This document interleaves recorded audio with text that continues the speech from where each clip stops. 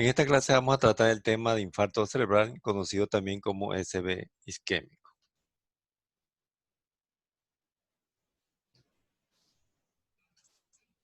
El SB se va a provocar por la interrupción de la circulación sanguínea de una parte del cerebro, es decir, de un lóbulo, ¿ya? Que va a afectar el parénquima cerebral porque va a haber falta de oxígeno, ¿ya? Provocando lesiones a nivel del parénquima, incluso hasta la muerte del tejido cerebral que se conoce como infarto cerebral. Existen dos tipos de SB, el isquémico, el que nombramos al inicio, que es debido a la disminución del flujo sanguíneo del cerebro, y el hemorrágico, que es provocado por la ruptura de un vaso sanguíneo del cerebro. El porcentaje de frecuencia del isquémico tenemos el 75% y un 25% de SB hemorrágico.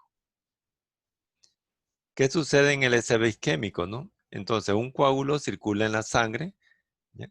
Que va en dirección al cerebro.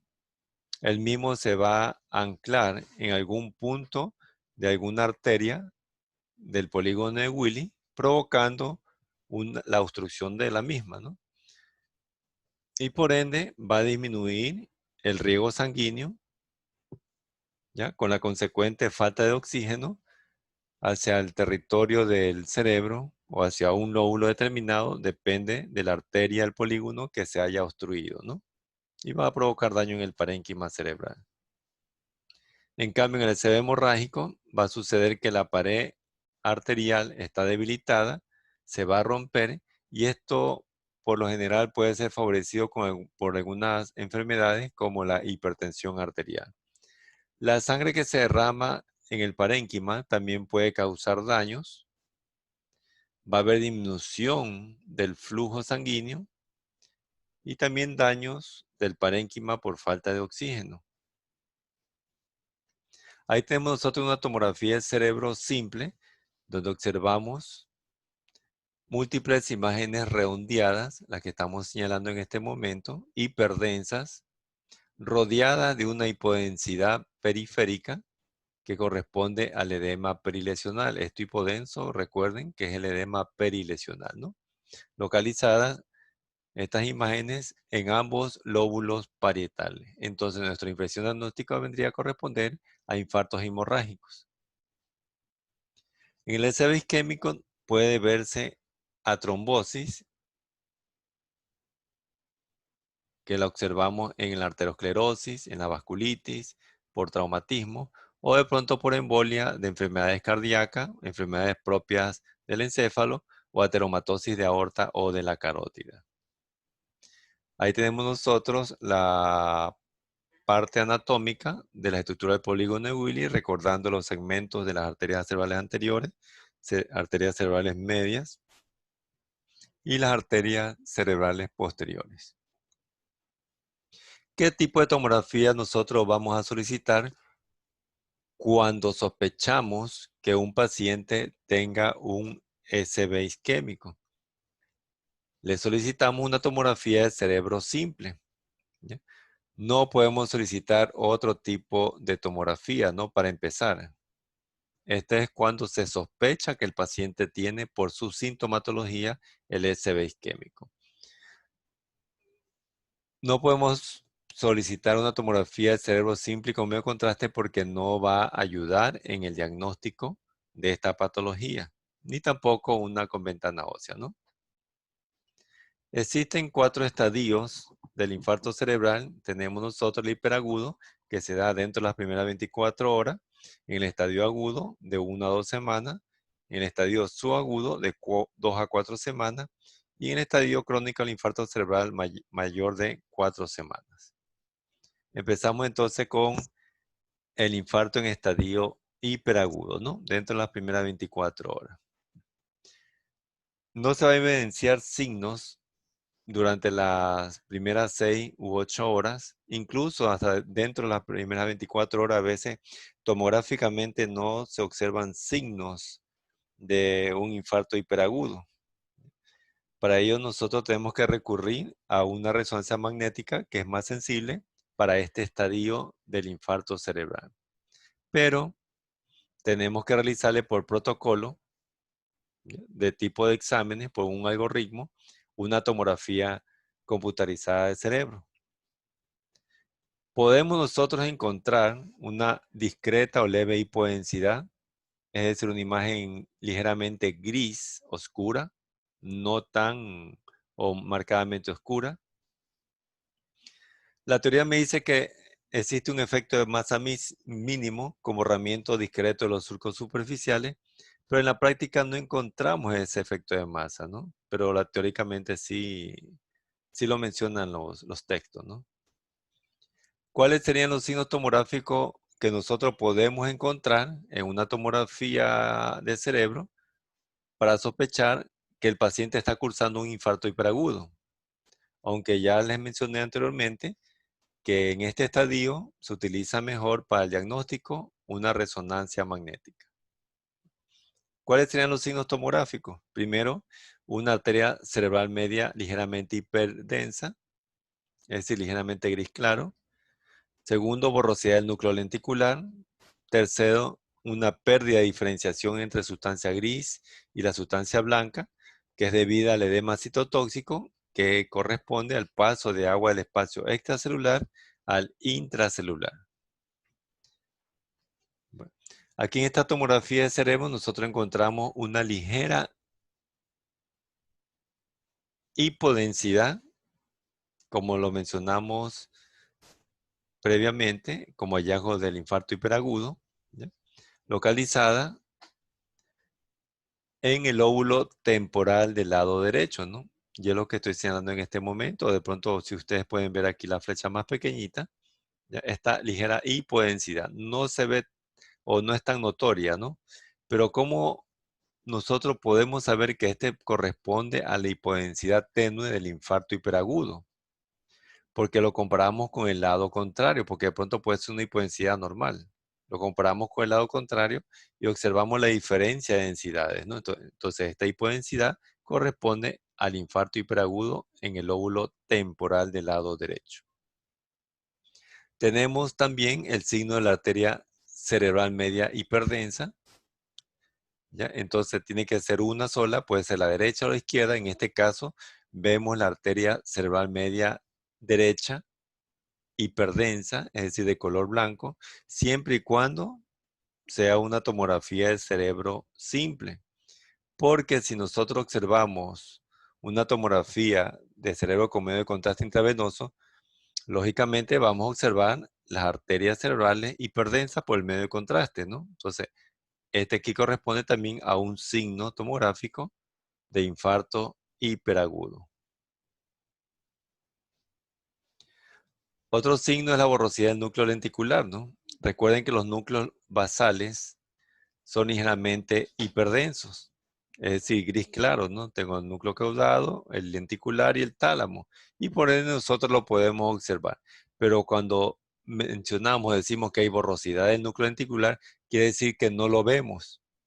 Entonces, si no lo vemos, entonces es porque existe una hipodensidad que impide observar la ligera hiperdensidad de los núcleos basales, ¿no? Y por ende, igualmente, es hipodenso porque el infarto se ve tomográficamente hipodenso, es decir, gris oscuro.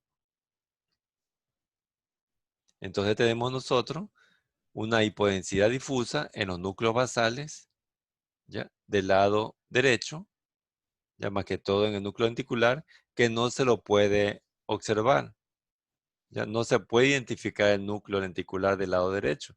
El izquierdo sí lo observamos como en forma de un triángulo. En cambio, el derecho no lo observamos por la hipodensidad que existe, ¿no? Entonces, eso es borrosidad del núcleo lenticular, ¿no? Entonces, sospechamos que aquí ya se está formando, se está instaurando un infarto, ¿no? En este caso está en estadio hiperagudo.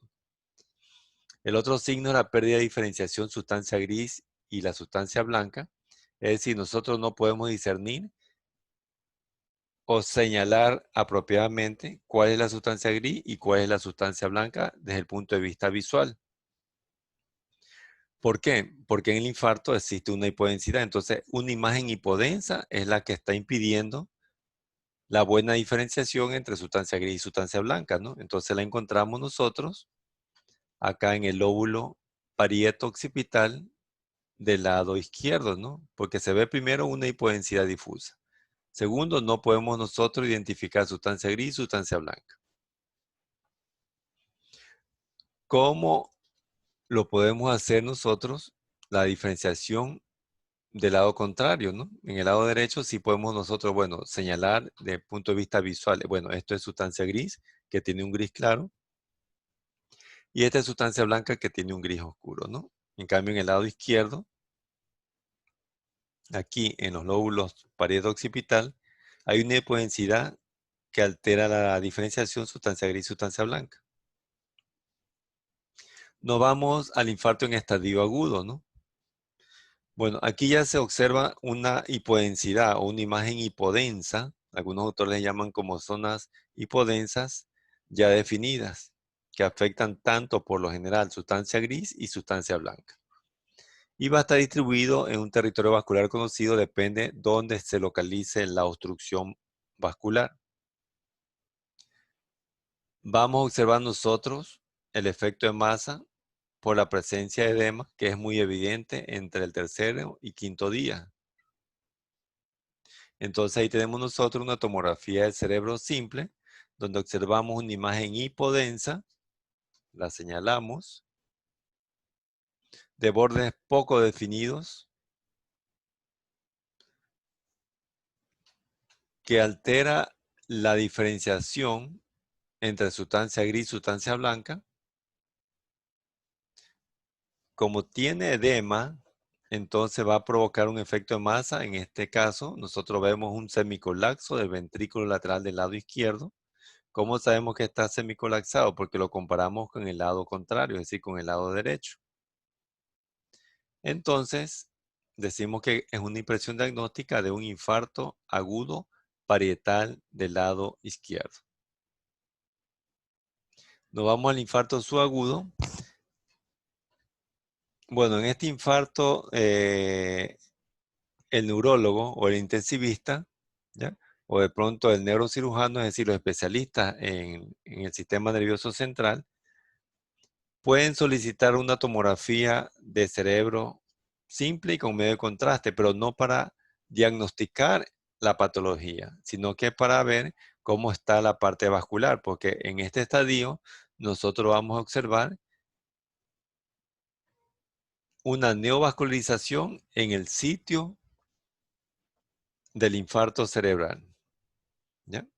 Entonces vamos a observar tomográficamente un realce de aspectos iriformes o también llamado circunvuliforme, ¿ya? Posterior a la administración de medio de contraste, ¿no? Esto se debe a la neovascularización que va a existir en este estadio, ¿no? Entonces es causado por la ruptura de la barrera hematoencefálica. Entonces hay captación del contraste por los capilares de las circunvoluciones afectadas, ¿no? El edema y el efecto de masa ya tienden a desaparecer, ya estamos casi terminando el tiempo de evolución del infarto, estamos entre la tercera y cuarta semana.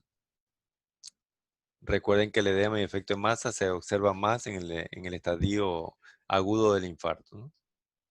Entonces, aquí en esta tomografía del cerebro, en este caso, con medio de contraste, nosotros vamos a observar y destaca de pronto visualmente la diferencia de un lado con el otro, un realce con el medio de contraste de forma giriforme o circunvuliforme en los lóbulos parieto occipital del lado izquierdo. Y nos vamos al infarto crónico, en el cual el edema ya no lo vemos, ¿ya? Por la propia evolución del estadio, ¿ya? Recuerden que ya el tejido comienza o ya se necrosa, ya no hay parénquima. En lugar de parénquima ya hay líquido necrótico que a veces se puede encapsular y le podemos denominar cavidad porencefálica o quiste porencefálico, ¿ya? O imagen quiste porencefálica o encefalomalásica, es decir, una zona encefalomalásica, un quiste de aspecto encefalomalásico, ¿ya? Porque el contenido ya no es parénquima, sino que es líquido, ¿no? ¿Ya? Que es isodenso, al LCR que encontramos nosotros en el encéfalo, por ejemplo, en los ventrículos laterales, ¿no? De la misma densidad tiene que tener el infarto crónico.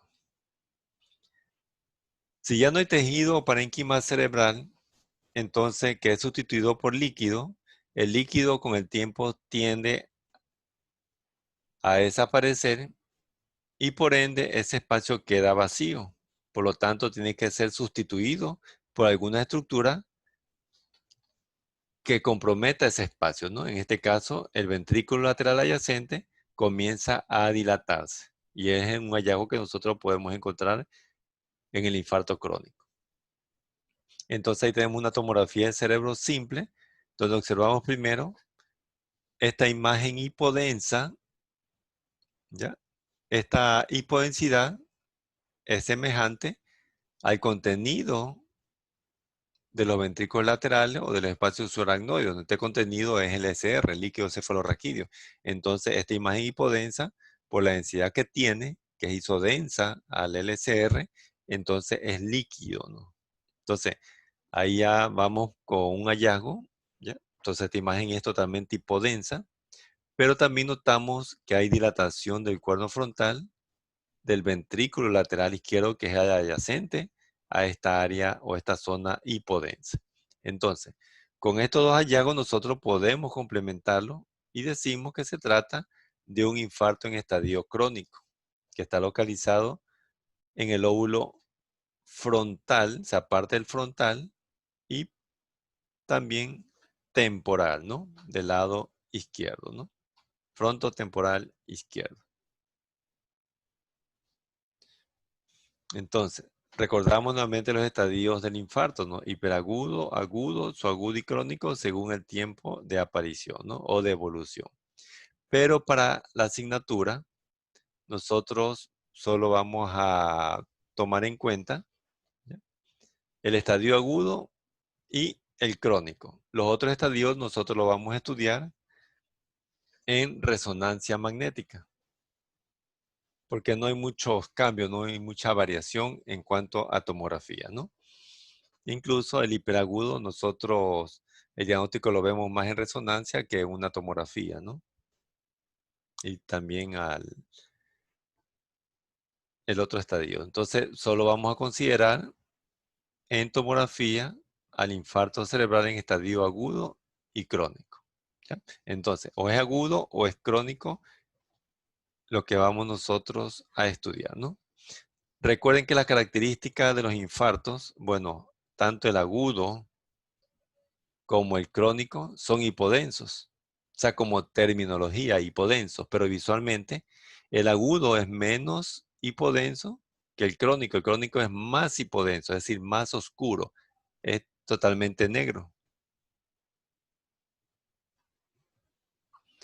La otra diferencia entre el agudo y crónico es que en el agudo nosotros vemos semicolapso o colapso del ventrículo lateral adyacente, que es causado por el edema que contiene el infarto, por el estadio. En cambio, el crónico, ¿qué sucede con el ventrículo lateral adyacente? Se comienza a dilatar. ¿Por qué? Porque aquí ya no tenemos nosotros tejido parenquimatoso, aquí tenemos nosotros líquido necrótico, el cual va desapareciendo, ¿ya? Y por ende, este espacio queda vacío y tiene que ocuparlo alguien. Entonces, el ventrículo lateral adyacente comienza a llenarse más de líquido y entonces por eso es que se lo ve dilatado, ¿no? Porque va a ocupar espacio en ese espacio vacío que deja el tejido necrótico del parénquima cerebral. Bueno, aquí para recordar algo sobre los territorios vasculares, ¿ya? De lo que vimos nosotros en semestres anteriores en neuroanatomía. Nosotros observamos que están pintadas las áreas o territorios vasculares, tienen un color individual para cada territorio, ¿no? Ya acá vamos subiendo. Recuerden que acá tenemos nosotros los lóbulos frontales, ¿ya? O esta es la irrigación vascular de las arterias cerebrales anteriores derecha e izquierda, los celestes, cerebrales medias derecha e izquierda y las cerebrales posteriores, ¿no? En este sentido, ¿no? Esto aquí tenemos que recordar lo que hemos aprendido nosotros en semestres anteriores. De ahí nosotros podemos, de pronto guiándonos por el territorio vascular de las arterias del polígono de Willy, si nosotros observamos aquí imágenes hipodensas en las regiones mediales de ambos lóbulos parietales, entonces eso es territorio de la arteria cerebral anterior del lado derecho e izquierdo, ¿no? Que viene incluso, si vemos nosotros cortes más inferiores, que no lo tenemos en este momento, de las regiones mediales de los lóbulos frontales. Acá nosotros nos encontramos con otra imagen hipodensa que corresponde a un infarto, pero acá en el lóbulo parietal, ¿no? Parte del frontal también y parte del occipital, que es territorio de la arteria cerebral media del lado izquierdo. Aquí va a haber un colapso del ventrículo y también por la extensión del infarto, entonces también va a haber un desplazamiento de la línea interhemisférica hacia el lado contrario, ¿no? Acá nosotros observamos esta tomografía cerebro simple, esta imagen hipodensa que compromete o que está afectando la región medial del lóbulo occipital del lado derecho, que es territorio de la arteria cerebral posterior del mismo lado. Nos vamos a patologías vasculares. Vamos a ver el aneurisma cerebral, ¿no? Los aneurismas pueden ser de dos formas, ¿no? Saculares, también llamadas redondeadas, estas lesiones, o aneurismas fusiformes o tubulares, ¿no? Pero lo conocemos como aneurisma sacular y aneurisma fusiforme. Los fusiformes por lo general lo encontramos de este aspecto en la aorta torácica y en la aorta abdominal. Es raro ver aneurismas saculares torácicos y abdominales, ¿no? Pero a nivel de lo que es el encéfalo, nosotros encontramos, por lo general, aneurismas saculares en relación a los aneurismas de aspecto fusiforme. Bueno, entonces tenemos que ir recordando nosotros de dónde vienen las arterias del polígono de Willis, como lo vimos al inicio de las clases, ¿ya? Aquí tenemos nosotros las arterias carótidas internas, derecha e izquierda. Entonces aquí ascendiendo hacia la parte de lo que es la cavidad craneal, tenemos la arteria cerebral anterior derecha, arteria cerebral anterior del lado izquierdo, la comunicante anterior, que es la arteria que está uniendo, relacionando las dos arterias cerebrales anteriores, ¿ya? Tenemos la arteria cerebral media del lado derecho, la arteria cerebral media del lado izquierdo, ¿ya? Estas son arterias secundarias que se dirigen a otras regiones de la cabeza o del cráneo, ¿no? Tenemos acá la arteria cerebral posterior del lado izquierdo, cerebral posterior del lado derecho, y que se unen con la arteria cerebral media a través de las arterias comunicantes posteriores derecha e izquierda, ¿no? Tenemos acá la arteria basilar, las arterias vertebrales, las arterias cerebelosas, ¿no? Bueno, esta es la distribución en un corte coronal, cómo se distribuyen las arterias cerebrales anteriores que se van hacia adelante, pero se dirigen hacia la línea media, ¿no? O paramedial, ¿no? Por ende, es el color celeste del territorio vascular en el esquema visto anteriormente, ¿no? Y también acá tenemos nosotros la dirección que va a recorrer las arterias cerebrales media, derecha e izquierda, ¿no? Hacia las partes laterales, ¿no? Esto ya lo hemos visto nosotros en la anatomía al inicio de la clase de imagenología, ¿no?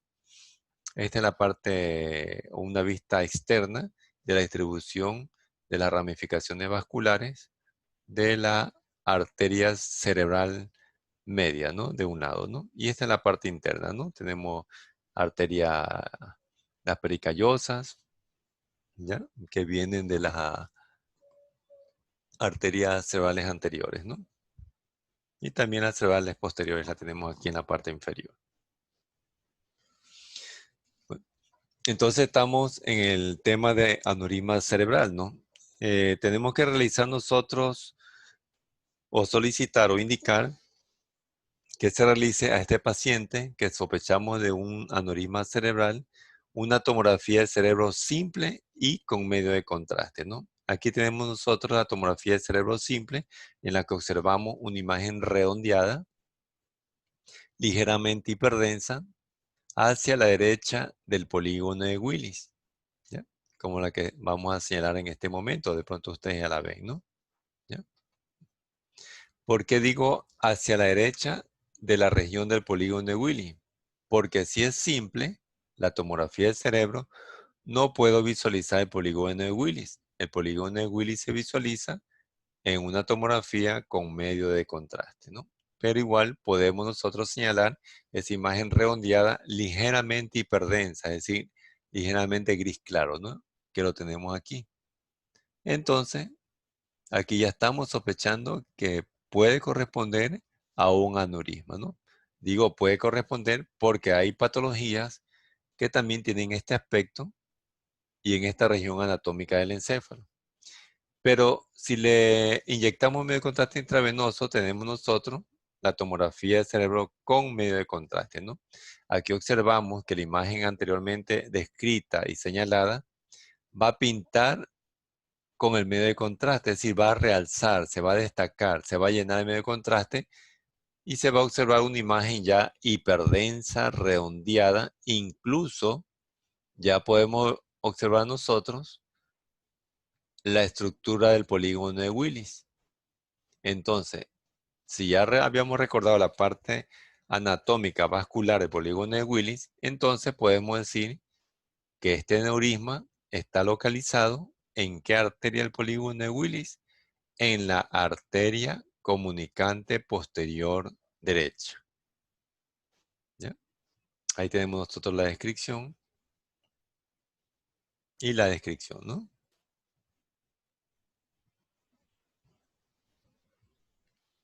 Acá tenemos otra tomografía de cerebro con medio de contraste. ¿Cómo sabemos que es con medio de contraste? Porque vemos dibujado, pintado o realzado el polígono de Willis, donde observamos una imagen redondeada, hiperdensa, que corresponde a un aneurisma cerebral. Entonces la tenemos y la podemos observar nosotros. ¿En qué arteria del polígono de Willis? En la arteria cerebral media del lado derecho, ¿ya? Y lo señalamos, ¿no? Creo que es bien notoria esta imagen de aquí, ¿no? Que corresponde a un gran aneurisma, ¿no? Cerebral. Bueno, en esta tomografía de cerebro simple, si ustedes recuerdan, esa hiperdensidad en forma de estrella, ¿ya? No corresponde a un aneurisma, ¿no? ¿A qué podría corresponder o a qué corresponde, recordando las clases anteriores? A una hemorragia subaracnoidea, ¿no? Subaracnoidea. ¿Ya? No podemos confundirnos con el polígono de Willis porque recuerden que los bordes del polígono de Willis que se ve hiperdenso son bien definidos por las paredes vasculares. En cambio aquí estos bordes de esta estrella no son bien definidos, por lo tanto es sangre en el espacio subaracnoide. ¿Qué tiene que ver la hemorragia subaracnoidea con el aneurisma? Porque por lo general, cuando hay ruptura de un aneurisma cerebral, va a provocar una hemorragia subaracnoidea.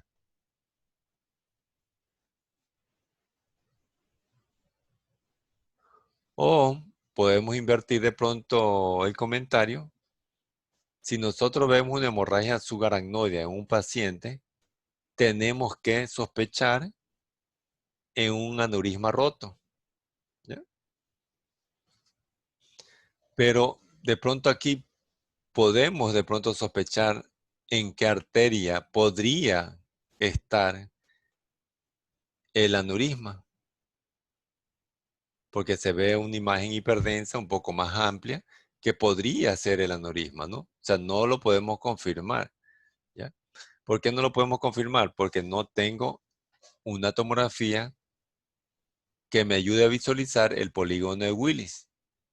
Es decir, una tomografía con medio de contraste. Pero aquí nosotros podríamos sospechar que aquí estuviese el aneurisma, ¿ya?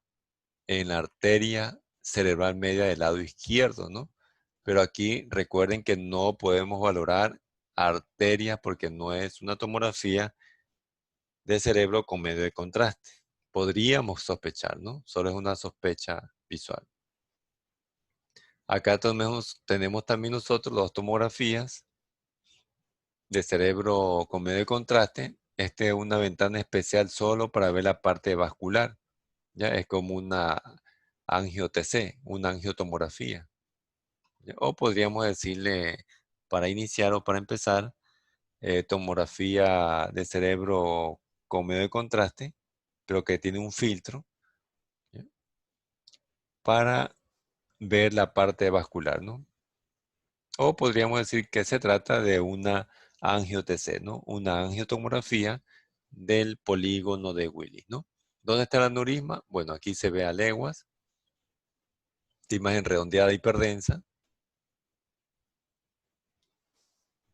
que por su tamaño no podríamos especificar su localización, ¿ya? Podríamos decir que es un aneurisma de la arteria cerebral anterior izquierda o el nacimiento de la arteria cerebral media del lado izquierdo o de pronto en la comunicante anterior, ¿no? Podría estar en esos tres tipos de localizaciones. Acá tenemos nosotros otro aneurisma, lo mismo, en el nacimiento de las arterias cerebrales, cerebral anterior del lado izquierdo y cerebral media del lado izquierdo igualmente, ¿no? Aquí, está justo aquí en este sitio, ¿no?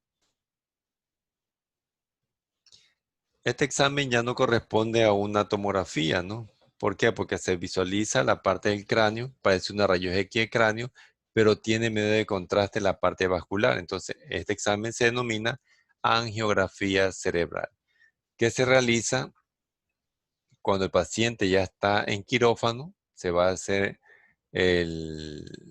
la cirugía del aneurisma, ¿ya? Cualquier método que el neurocirujano emplee. Previamente se le inyecta medio de contraste por la parte vascular y va a pintar las estructuras vasculares, ¿no? En este caso es selectiva solo hacia el lado derecho, ¿no? Y por fluoroscopía se va observando cómo el medio de contraste va pintando las estructuras vasculares e incluso el aneurisma, ¿no? Y posteriormente ya se realiza el procedimiento quirúrgico.